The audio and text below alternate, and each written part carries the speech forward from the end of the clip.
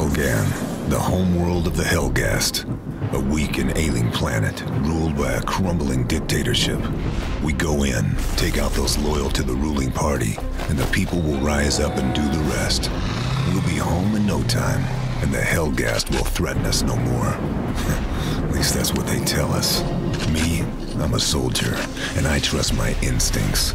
And my instincts are telling me something's not right. Guess we'll find out soon enough.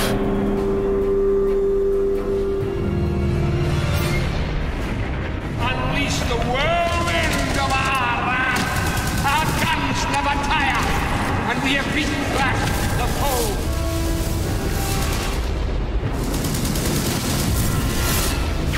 So we had this idea of a massive planetary invasion, and in Killzone 2 it's actually the first time that we're taking the war to the home planet of the Helghast. You're outgunned, you're outnumbered, and the notion is that you never quite feel safe. In Killzone 2, the theater of war and the feeling of war is really all around you. It's the ISA battlecruisers in the sky that remind you of the epic war that you're fighting on the planet. But it's also the small things like walking around Helgan planet. And we try to really entrench this feeling of war in all the different elements.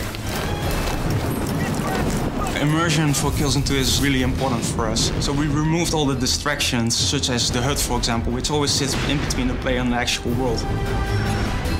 We wanted to make the player feel vulnerable, so we have a lot of things going on that make him feel that he's really there.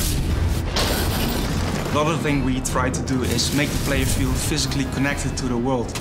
There is this valve that you can turn, and you use the 6-axis controller. That really makes the player feel more immersed. We've made everything first person. For example, helping a buddy up a higher area is in first person. If the player dies, the camera will fall over in first person. Because every time you pull out the camera and make a third person shot, it breaks the sense of immersion. The PlayStation 3 has allowed us to do much more complex things with the AI in Killzone 2. The Helghast will respond much more to the player's actions. They will jump over obstacles and hide behind cover.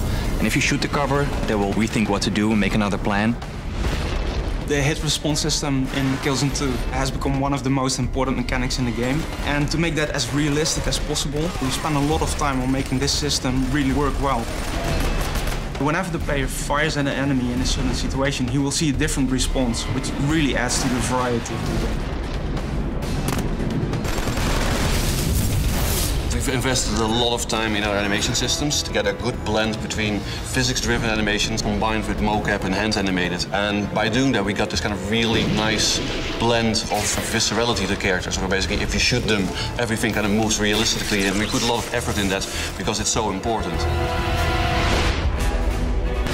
Every hit in our game has got to create a very dramatic impact. You see that in the environments through loads of destructibility, but also on the characters. There's a lot of variety in how your enemies react to your bullets, and that, to us, creates a very unique and innovative gameplay experience.